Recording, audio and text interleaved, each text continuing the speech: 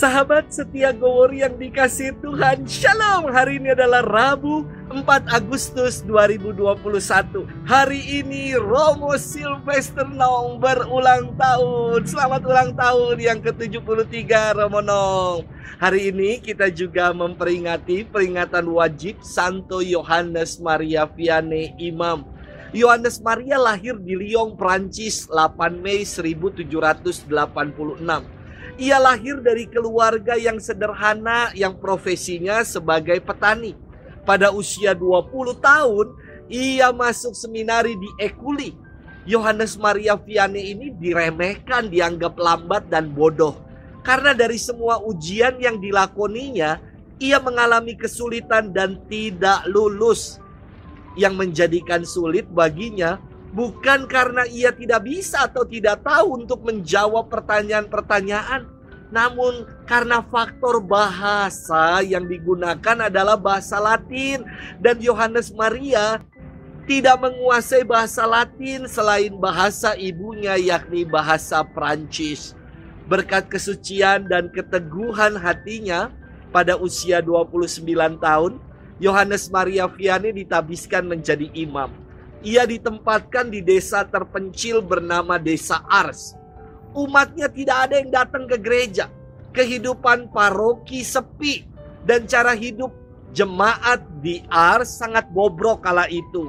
Yohanes Maria Vianney dengan tekun dan penuh cinta beransur-ansur mengembalikan situasi umat menuju pertobatan sejati.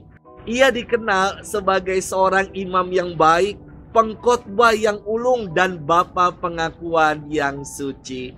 Banyak orang dari Prancis, bahkan dari luar Prancis, datang untuk memohon bimbingannya. Ia berkarya selama 40 tahun di Desa Ars dan menutup mata pada 4 Agustus tahun 1859 di usia 73 tahun. Karena kesucian dan kesetiaannya, Santo Yohanes Maria Vianney diangkat menjadi pelindung para imam. Hari ini kita akan bersama-sama merenungkan firman Tuhan yang diambil dari Injil Matius 15 ayat 21 sampai dengan 28. Mari kita siapkan hati kita. Haleluya, haleluya, haleluya. Seorang nabi besar telah muncul di tengah kita, dan Allah mengunjungi umatnya. Haleluya, haleluya, haleluya. Tuhan bersamamu dan bersama rohmu. Inilah Injil Yesus Kristus menurut Santo Matius. Dimuliakanlah Tuhan. Pada suatu hari Yesus menyingkir ke daerah Tirus dan Sidon. Maka datanglah seorang wanita Kanaan dari daerah itu dan berseru, "Kasihanilah aku ya Tuhan, anak Daud. Anak perempuanku kerasukan setan dan sangat menderita." Tetapi Yesus sama sekali tidak menjawab. Lalu para murid Yesus datang dan meminta kepadanya, "Suruhlah wanita itu pergi, sebab ia mengikuti kita sambil berteriak-teriak."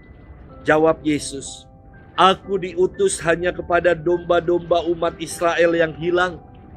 Tetapi wanita itu mendekat dan menyembah Dia sambil berkata, "Tuhan, tolonglah aku." Yesus menjawab, "Tidak patut mengambil roti yang disediakan bagi anak-anak dan melemparkannya kepada anjing." Kata wanita itu lagi, "Benar Tuhan, tetapi anjing-anjing pun makan remah-remah yang jatuh dari meja tuannya." Bersabdalah Yesus kepadanya, "Hai ibu, sungguh besar imanmu.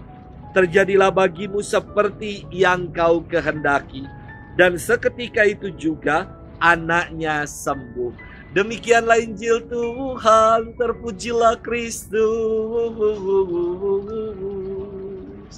Sahabat setia Gowori yang dikasihi Tuhan, Shalom, salam sehat untuk kita semua.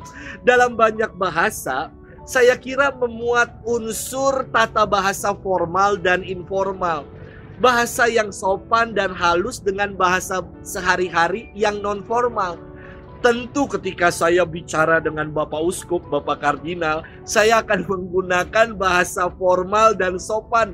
Tidak mungkin saya akan berbahasa kepada Bapak Uskup dengan mengatakan, "Apa kabar, bro?"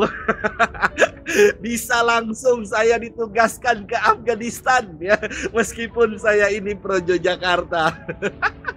Sahabat setia Gowor yang dikasihi Tuhan, merenungkan firman Tuhan hari ini, janganlah kita menjadi salah kaprah. Yesus bukan bicara kasar ketika ia berfirman, "Biarlah anak-anak kenyang dahulu, tidak patut mengambil roti yang disediakan bagi anak-anak dan melemparkannya kepada anjing." Lantas maksudnya apa, Romo? Kita perlu tahu konteks kala itu, yakni orang-orang Yahudi punya paham Saufinisme yang menyebut diri sebagai bangsa pilihan atau Am Shegulah. Dan orang-orang di luar Yahudi mereka sebut sebagai goyim atau kafir. Orang Israel menyebut dirinya sebagai domba, sedangkan di luar Israel disebut sebagai anjing atau kuon.